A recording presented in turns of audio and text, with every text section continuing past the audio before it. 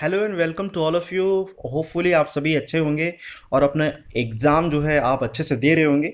जैसा कि आप सभी को पता है, जब से लॉकडाउन हुआ था तब से मैंने अलग अलग क्लासेस के लिए वीडियोस बनाना प्रोवाइड कर दिया था दोस्तों। वो स्टार्ट कर दिए थे आप सभी के लिए। तो देखिए, आप सभी में से किसी स्टूडेंट ने मुझसे ये रिक्वेस्ट किया है कमेंट सेक्शन पे कि सर आप हमें एल्जेब्रिकल स्ट्रक्चर के बारे में किसी टॉपिक को समझाइए। ओके, जो कि उनके क्लास 6 में ये पोर्शन मौजूद है। तो आज हम इसी टॉपिक को कवर करने वाले हैं, एल्जेब्रिकल स्ट्रक्चर के बारे में। सो उन्होंने कहा था जैसे कि पॉइंट 2 से हमको स्टार्ट करना है, तो मैं पॉइंट 2 से स्टार्ट करता हूँ। वैसे आपके कोर्स में आपने बताया था कि आपके बुक में होपफुली ये 6.2 है, आई थिंक आपने कुछ ऐसा कुछ बताया था, लेकिन ये मेरे पास जो बुक अवेलेबल है उसमें चैप्टर नंबर 11 में दिया हुआ है। सो मैं इसको स्टार्ट करता हूँ दोस्तों। होपफुली आप सभी के लिए ये फ़ायदेमंद होगा। तो सबसे पहले इसमें एक इम्पॉर्टेंट टॉपिक हमें नज़र आता है जिसको आप बोलते हो कि एक चर की अवधारणा, यानी वन वेरिएबल थ्योरम। तो यहाँ पे देखिए दोस्तों, एक्चुअली क्या है कि कुछ कॉन्सेप्ट भी आपको समझने बहुत इंपॉर्टेंट है। तो एक चर की अवधारणा क्या होती है, जैसे यहाँ पे लिखा हुआ है 2n। तो यहाँ पे जो n है ये क्या है, एक वेरिएबल नंबर है दोस्तों। क्या है, एक वेरिएबल नंबर्स। अभी वेरिएबल नंबर्स क्या होता है, इसको हिंदी में आप चर संख्या के नाम से जानते हो। तो यहाँ पे इसका मतलब क्या है, तो एन की वैल्यू जो है यहाँ पे कुछ भी आप पुट कर सकते हो, 1 2 3 4, या कोई भी नंबर जो है जो इसके इक्वेशन के हिसाब से, समीकरण के हिसाब से सूचेबल हो, आप इसमें से कोई भी नंबर पुट कर सकते हो। मतलब इसकी कोई फिक्स वैल्यू नहीं होती। तो जिसकी कोई फिक्स वैल्यू नहीं होती उसे वेरिएबल नंबर कहते हैं। होपफुली आपको ये समझ में आ गया होगा। उसके बाद देखिए, यहाँ पे कुछ और इंपॉर्टेंट चीज़ों के बारे में बताया गया है, जैसे कि चरों के कुछ और उदाहरण यहाँ पे दिए गए हैं, एग्जांपल्स वगैरह। इसको आप देख सकते हो, ये इजी है काफ़ी। ओके, जो मेन यहाँ पे पोर्शन है मैं उसको आप सभी के लिए स्टार्ट करता हूँ ताकि वो जो है आप सभी के लिए फ़ायदेमंद रहे। तो जैसे देखिए, यहाँ पे जियोमेट्रिकल कुछ थ्योरीज दिया हुआ है जिसके बारे में हमको जानना है, जो कि मेंसुरेशन के टॉपिक से रिलेटेड है, यानी क्षेत्रमिति से। तो इसमें देखिए, वर्ग के परिमाप के बारे में बताया गया है और आयत के परिमाप के बारे में। तो होपफुली आपने इसके बारे में पहले ही पढ़ा होगा, लेकिन आइए मैं इसके बारे में थोड़ा सा यूनिकली बताता हूँ आपको, जिससे आपको ये अच्छे से और समझ में आ जाए। देखिए, वर्ग का परिमाप क्या होता है, तो ये वर्ग या त्रिभुज ये मायने नहीं रखता दोस्तों हमारे लिए। जैसे मान लीजिए आपके पास एक ट्रायंगल बना हुआ है। अब यहाँ पे इसकी लेंथ दी हुई है एल, इसकी लेंथ दी हुई है 2l मान लीजिए। ओके, इसकी लेंथ दी हुई है 3l मान लीजिए, और यहाँ पे पूछ रहा है कि इसका परिमाप बताओ। तो आप क्या करोगे, जैसे देखिए, इसको मैं बोल देता हूँ ए, इसको बोल देता हूँ बी, इसको बोलता हूँ सी। तो यहाँ पे किसी भी चीज़ का परिमाप जानना है तो आपको क्या करना पड़ेगा, उसकी टोटल लंबाई जाननी पड़ेगी। तो टोटल लंबाई इसकी कहाँ से कहाँ तक होगी दोस्तों, देखिए इसकी टोटल लंबाई होगी A B, okay, plus B C plus C A. ये इसकी टोटल लंबाई होगी। तो जब हम इसके टोटल लंबाई को जोड़ेंगे तो क्या आएगी, ये L plus 2l plus 3l। तो ये टोटल कितना हो जाएगा, l और 2l कितना हो गया, 3l हो गया, और 3l और 3l कितना हो गया, 6l हो गया। ओके, तो इसका आंसर क्या आएगा, 6l। तो इस तरीके से ये इसका परिमाप हो जाएगा त्रिभुज का। ठीक वैसे ही यहाँ पे वर्ग का परिमाप है। तो मान लीजिए वर्ग क्या होती है, उसकी सभी भुजाएं समान होती हैं भाई। तो यहाँ पे ये वर्ग का स्ट्रक्चर बना हुआ है ये वाला, और यहाँ पे देखिए इसकी सभी भुजाएं एल दी हुई है। ये एल है, ये एल है, ये एल है। तो इसका अगर परिमाप निकालना है तो बड़ा आसान है, आप इसको सभी भुजाओं को जोड़ लीजिए। पहले यहाँ लिख लीजिए ए बी सी और डी। जब आप सभी भुजाओं को जोड़ेंगे तो क्या आएगा, L plus L plus L plus L. तो ये कितना हो जाएगा दोस्तों, 4l हो जाएगा। ओके, तो इस तरीके से इसका आंसर हो जाएगा 4l। बहुत आसान है। फिर उसके बाद देखिए, आयत का परिमाप। आयत में क्या होता है कि इसकी लंबाई और चौड़ाई अलग अलग होती है। बिल्कुल, इसमें ये दोनों भुजाएं जो है वो समान है, और इसमें ये आमने सामने की भुजा समान होती है इसमें। ओके, लेकिन जो एडजेसेंट साइड होता है, जो तुरंत वाली जो भुजा होती है वो समान नहीं होती। जैसे यहाँ पे जो है अगर आप देखोगे तो ए बी भुजा जो है वो जो है सी डी भुजा के समान है, लेकिन ये किसके असमान है, ये समान नहीं है ए डी भुजा के। ओके, तो इस तरीके से आप समझ सकते हो। फिर यहाँ पे देखिए क्या है, जैसे मान लीजिए इसकी लेंथ दी हुई है कि इसकी लेंथ है एल, मतलब कि इसकी लेंथ भी क्या होगी, एल होगी, क्योंकि ये दोनों आमने सामने की भुजा क्या होती है, समान होती है। अब यहाँ पे इसकी लेंथ दी हुई है बी, तो इसकी लेंथ क्या होगी, बी होगी। तो ऑब्वियस सी बात है, हम यहाँ पे इसको सॉल्व कर लेते हैं। इसका परिमाप क्या होगा दोस्तों, ये एल हो गया, ये बी हो गया, ये एल हो गया, और ये बी हो गया। तो टोटल लंबाई कितनी होगी, तो ये हो जाएगी L plus B plus L plus B equal to क्या होगा, यहाँ पे देखिए एल और एल जुड़ गया, ये हो जाएगा 2l, और बी और बी जुड़ जाएगा और ये हो जाएगा 2b। तो ये इसका परिमाप आ जाएगा। तो इस तरीके से आप आयत की परिमाप भी निकाल सकते हो। ओके, आप यहाँ पे देख सकते हो, परिमाप मतलब पेरीमीटर, उसका हम पेरीमीटर फाइंड कर रहे हैं दोस्तों। ओके, अच्छा, तो यहाँ पे कुछ थ्योरीज दिया हुआ है, जैसे कि पहला दिया हुआ है क्रम विनिमय नियम। क्रम विनिमय नियम जो होता है इसको कम्यूटेटिव लॉ भी कहते हैं। अब ये कैसे होता है देखिए दोस्तों, क्रम विनिमय नियम में आप ये इस डायग्राम को देखेंगे तो आपको इजीली समझ में आ जाएगा।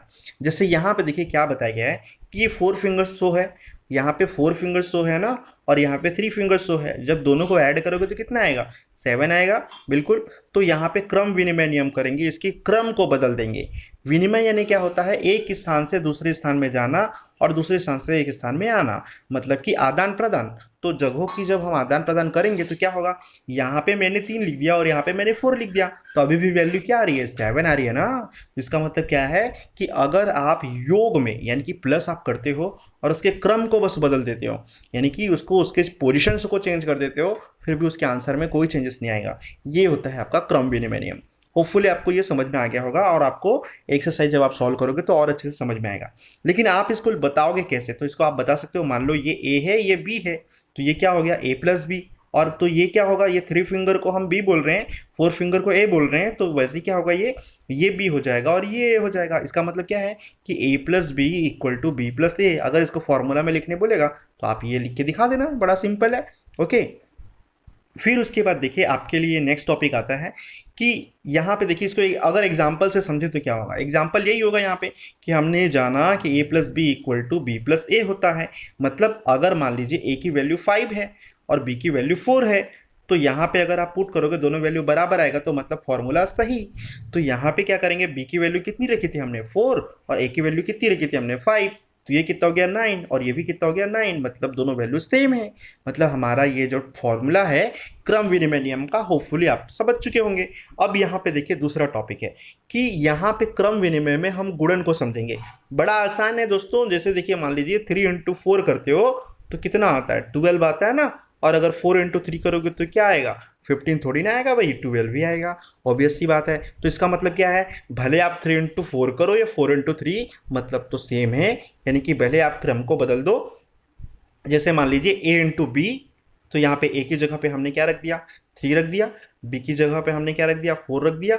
दोनों का मल्टीप्लाई करेंगे तो किसके इक्वल आएगा, बी इंटू ए के इक्वल आएगा। मतलब बी की जगह पे हमने क्या रखा था 4 इंटू ए की जगह पे हमने क्या रखा था 3। तो यहाँ पे देखिए इसको सॉल्व करेंगे तो ये 12 आ रही है और इसको भी सॉल्व करेंगे तो ये 12 आ रही है। मतलब मल्टीप्लीकेशन में भी क्रम विनिमय नियम का पालन किया जाता है, यानी गुणन में भी आप क्रम विनिमय नियम अप्लाई कर सकते हो दोस्तों। ओके, तो आई थिंक ये दूसरा कॉन्सेप्ट भी आपको समझ में आ चुका होगा। उसके बाद आता है यहाँ पे संख्याओं का वितरण। वितरण नियम जिसको आप बोलते हो डिस्ट्रीब्यूटिव लॉ बोल के। तो यहाँ पे क्या होता है देखिए, जैसे मैं यहाँ पे बताना चाहूँगा आपको, जैसे यहाँ पे एक एग्जाम्पल दिया हुआ है 7 इंटू 38। यहाँ पे क्या एग्जाम्पल दिया हुआ है, 7 इंटू 38। यहाँ पे देखिए आपकी स्क्रीन में थोड़ा सा लार्ज कर दूँ मैं इसको। तो जब हम इसको लार्ज करते हैं तो ये क्या होता है, 7 इंटू 38 है। तो आप यहाँ पे 38 को क्या लिख सकते हो, 30 प्लस 8 करके लिख सकते हो ना, और ये ब्रैकेट लगा सकते हो क्योंकि ये दोनों तो एक साथ है भाई। ओके, क्योंकि ये दोनों एक साथ है ना, क्योंकि 38 ही तो बना है 30 प्लस 8। ओके, अब आप यहाँ से क्या कर सकते हो, देखो यहाँ पे कुछ कॉन्सेप्ट होता है मल्टीप्लिकेशन का। जब आप ब्रैकेट के बाहर किसी नंबर को लिखते हो तो ऑलरेडी वो ब्रैकेट के अंदर की चीज़ों से मल्टीप्लाई हो रहा होता है। तो यहाँ पे आप क्या कर सकते हो, देखिए 7 का पहले मल्टीप्लाई करना पड़ेगा 30 से, फिर उसके बाद प्लस, ये सिंबल है प्लस लगाना पड़ेगा, और उसके बाद 7 का मल्टीप्लाई करना पड़ेगा 8 से। तो यहाँ 7 इंटू ये 30 हो गया। यहाँ पे आप देख सकते हो कि 7 इंटू 30 हो गया प्लस 7 इंटू 8। तो यहाँ पे क्या आ जाएगा, ये इजीली बन जाएगा आपसे। कैसे, इसको जब आप वितरण कर देते हो तो आसान हो जाता है, क्योंकि डायरेक्ट 38 से मल्टीप्लाई करोगे तो टाइम लग जाएगा ना। तो आप जल्दी से इसको चेंज कर लीजिए। अब यहाँ पे देखिए 7 3 जो कितना होता है 21, उसके बाद 30 में कितना जीरो, एक जीरो, तो हमने यहाँ एक जीरो लगा दिया। उसके बाद 7 इंटू 8 कितना होता है, 7 8 जा 56, तो हमने यहाँ 56 लिख दिया। दोनों को ऐड किया तो हमने कितना आ गया 266। तो इस तरीके से ईजिली बन गया। ओके, तो इस तरीके से आप वितरण करके भी इस क्वेश्चन को सॉल्व कर सकते हैं। यही आपका डिस्ट्रीब्यूटिव लॉ कहलाता है दोस्तों। ओके, अब यहाँ देखिए ये गुणन में अप्लाई हो रहा है। ये कैसा अप्लाई हो रहा है, गुणन में, जिसको इस तरीके से बदला जा रहा है। ओके, तो यहाँ पे एक फॉर्मूला आ जाता है इसके लिए, क्या कि 7 इंटू 38 जो हुआ था, 7 इंटू क्या हुआ था दोस्तों, 38 हुआ था। उसको हमने क्या चेंज किया, 7 इंटू 30 प्लस 8 में। मतलब मान के चलिए अगर यहाँ पे थोड़ा सा हम स्क्रीन बड़ा कर लेते हैं। यहाँ पे देखिए, अगर मान के चलिए कि 7 यहाँ ए है, 30 यहाँ बी है और 8 यहाँ सी है। तो यहाँ क्या फॉर्मूला हो जाएगा, यहाँ पे देखिए प्लस है तो यहाँ पे भी हम प्लस लगा देते हैं, यहाँ ब्रैकेट है तो हम यहाँ पे भी ब्रैकेट लगा देते हैं, यहाँ मल्टीप्लाई है तो यहाँ हम मल्टीप्लाई लगा देते हैं। तो ये फॉर्मूला बन गया ना भाई। अब यहाँ पे इसके बाद अगला स्टेप में क्या हुआ है, देखिए 7 का 30 से मल्टीप्लाई, मतलब a का b से मल्टीप्लाई होगा। एक बार ये आप a का b से मल्टीप्लाई करो, उसके बाद बीच में कौन सा साइन है, प्लस साइन है, तो यहाँ पे प्लस लगा दो। उसके बाद a का किससे मल्टीप्लाई करो, c से करो, तो ये क्या होगा, a इंटू सी। तो इस तरीके से आपका ये क्वेश्चन जो है सॉल्व हो जाएगा और यही आपका डिस्ट्रीब्यूटिव लॉ कहलाएगा। ओके, तो इसके लिए ये फॉर्मूला आपको याद रखना पड़ेगा। बाकी याद रखने की जरूरत नहीं है, बड़ा आसान है कि ब्रैकेट के अंदर अगर दो चीजें दी हैं तो एक बार पहले वाले से मल्टीप्लाई और एक बार दूसरे वाले से, और बीच में जो साइन है उसको यहाँ पे लगा देना है आपको, बात खत्म। बड़ा ही आसान है भाई। ओके, फिर उसके बाद देखिए यहाँ पे कुछ और लॉज आते हैं, लेकिन उससे पहले कुछ क्वेश्चंस हैं। जैसे पहला क्वेश्चन आपका एक्सरसाइज का बोलता है कि एक समबाहु त्रिभुज की भुजा को L से दर्शाया गया है।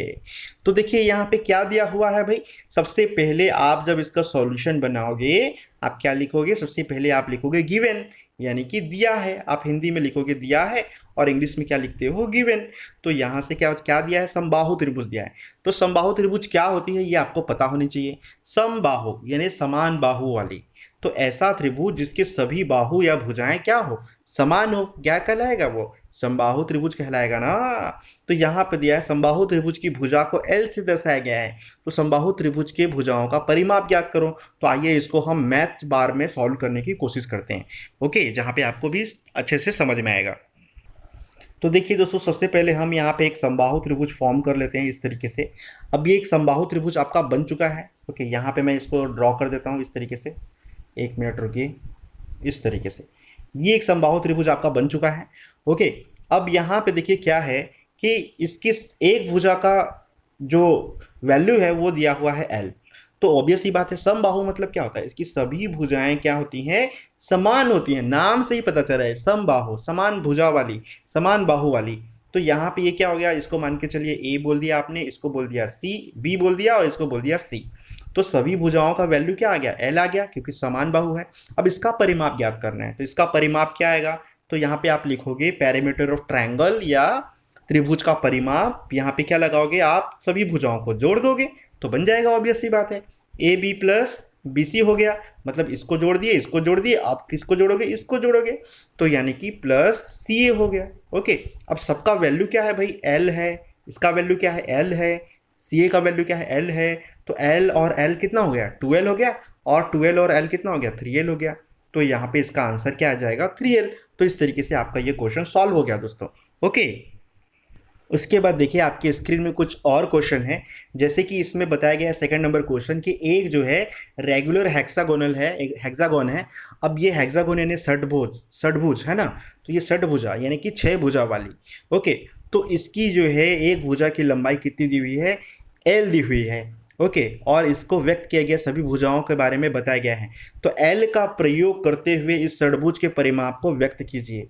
तो यहाँ पे कुछ नोटेबल भी दिया हुआ है, क्या कि एक षटभुज की सभी 6 भुजाएं बराबर होती हैं। तो इसका मतलब एक भुजा अगर L दिया हुआ है तो बाकी की भुजाएं भी क्या हैं, L है, L है, L है, L है और L है।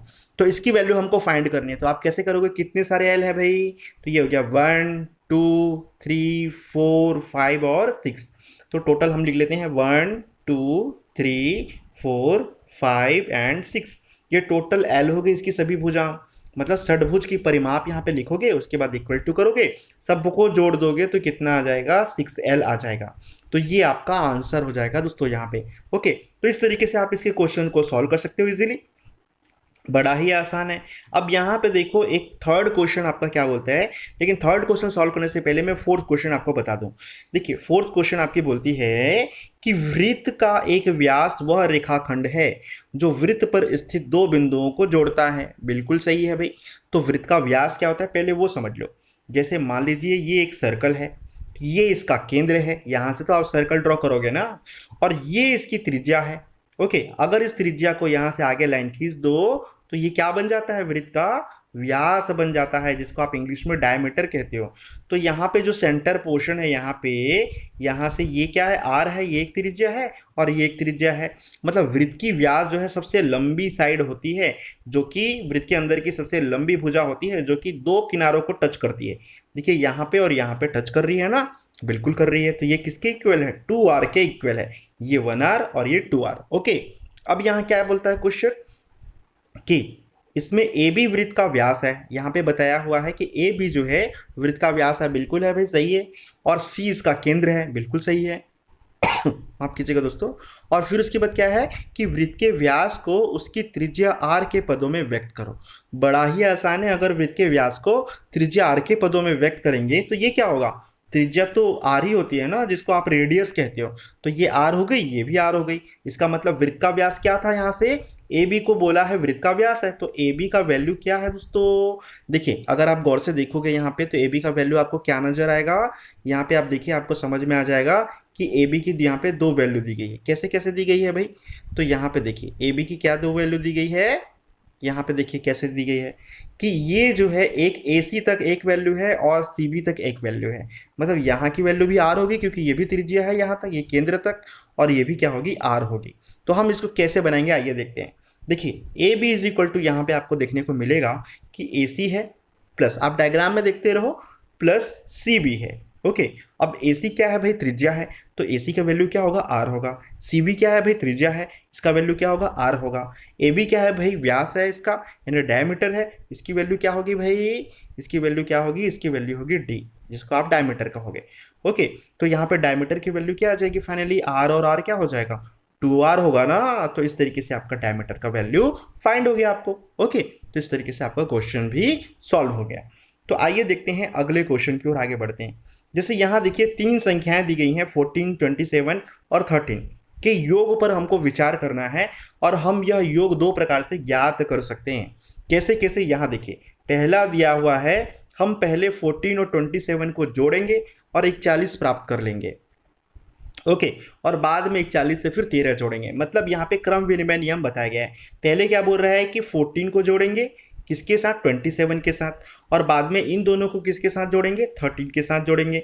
ओके, तो 14 और 27 जोड़ेंगे तो ये कितना आ जाएगा भाई, 41 आ जाएगा, जैसे कि यहाँ पे बोल रहा है ये। ओके, अब यहाँ पे फिर 41 को 13 से जोड़ेंगे, अब इसको 13 से जोड़ेंगे तो कितना आएगा, तो ये हो गया 1 और 3 4 हो गया, और 4 और 1 5 हो गया, तो यानी 54 आ गया। तो इस तरीके से यहाँ पे 54 आ गया। ओके, या हम इसको किस तरीके से जोड़ सकते हैं कि 27 और 13 को पहले जोड़ लो, मतलब कि यहाँ पे ये 14 है ना, इसमें हम 27 और 13 को पहले जोड़ लो, तो 27 और 13 क्या हो जाएगी भाई, 27 और 13 को जोड़ोगे तो ये हो गया 27 और 3 कितना हो गया, 30, और 10 कितना हो गया, 40 प्लस 14, ये कितना हो जाएगा, 54। तो इस तरीके से दोनों कंडीशन है, 54 आ रही है वैल्यू। तो ऐसा किन्हीं भी तीन संख्याओं के लिए किया जा सकता है। यह गुण संख्याओं के योग साहचर्य यानी एसोसिएटिव लॉ कहलाता है, ये बोल रहा है। तो इस गुण को, जिसे हम पूर्ण संख्याओं के अध्याय में पढ़ चुके हैं, चर ए बी और सी का प्रयोग करते हुए एक व्यापक रूप में व्यक्त करो। मतलब यहाँ पे जो बताया है इसको आपको व्यापक रूप में ए बी सी के फॉर्म में व्यक्त करना है। तो पहले में क्या था, मान के चलिए यहाँ 14 क्या है, ए है, 27 क्या है, बी है, 13 क्या है, सी है। तो इस तरीके से आप क्या कर सकते हो, पहले में बोला कि 14 27 को ऐड करो, तो 14 क्या है, ए, 27 क्या है, बी, पहले इन दोनों को जोड़ो। तो इन दोनों को जोड़ लिया हमने, फिर बाद में जो वैल्यू आएगी उसको 41, जो 41 आ रही थी यहाँ पे, उसको 13 से जोड़ना था, तो हमारी 13 की वैल्यू क्या है, सी। तो ये बन गया ये क्वेश्चन। ओके, अब जो कि इक्वल टू होगा, क्या होगा, पहले आप क्या करोगे कि 27 और 13 को जोड़ लोगे। तो इस तरीके से हम 14 को अलग रखेंगे और 27 और 13 को जोड़ेंगे, क्योंकि 27 की वैल्यू हमने बी माना है और 13 की वैल्यू हमने सी माना है, इसलिए इन दोनों को पहले जोड़ेंगे। अब ये पता कैसे चल रहा है सर कि इन दोनों को पहले जोड़ रहे हैं, देखो जो ब्रैकेट में होता है ना, पहले उसको सॉल्व करना होता है, तो इसलिए हमको इससे पता चल रहा है। ओके, तो होपफुली आपको ये समझ में आया होगा, ये पांचों के पांचों क्वेश्चन दोस्तों। ओके, थर्ड क्वेश्चन मैंने आपको नहीं बताया, थर्ड क्वेश्चन के बारे में बता देता हूँ, ये भी आपको समझ में आ जाएगा। कि यहाँ पे देखिए आपकी स्क्रीन पे एक 3 डायमेंशनल डायग्राम दिया हुआ है क्यूब का, और यहाँ पे ये बोल रहा है कि इसके 6 फलक होते हैं। ओके, और ये सभी जो है सर्वसम होते हैं, यानी समान होते हैं। घन के एक किनारे की लंबाई यहाँ पे एल दी हुई है, यहाँ पे दिया हुआ है एल। इसका मतलब इसकी लंबाई, चौड़ाई और ऊंचाई सब के सब समान है। तो घन के किनारों की कुल लंबाई ज्ञात करो। ये यहाँ पे क्वेश्चन बोल रहा है कि घन के किनारों की कुल लंबाई ज्ञात करनी है। तो आइए इसको हम मैथ्स टेबल में से फाइंड करते हैं। तो देखिए दोस्तों, यहाँ पे घन के किनारों की कुल लंबाई हमको चाहिए, तो हम यहाँ से क्या करते हैं, एक जो है क्यूब यहाँ से निकाल लेते हैं, ताकि जो है वो आपके लिए एक हेल्पफुल हो जाए। ओके, तो यहाँ देखिए दोस्तों, एक क्यूब हमने बनाने की कोशिश करी है यहाँ आप सभी के लिए। तो यहाँ पे क्या है, इसकी अलग अलग लेंथ यहाँ पे दी हुई है। जैसे इसकी लेंथ एल है, तो ऑब्वियस सी बात है इसकी लेंथ एल है। तो यहाँ पे पूछा क्या है कि इसके किनारे ज्ञात करने हैं। तो सबसे पहले आपको यहाँ ये पता करना है कि इसके किनारे कितने होते हैं। तो बड़ा आसान है, इसको काउंट कर लीजिए और उसके बाद उसको एल से जोड़ लीजिए। तो कितने किनारे हैं भाई यहाँ पे, किनारे किसको कहा जाता है, तो ये वाले जो पोर्शन है इसको किनारे कहा जाता है।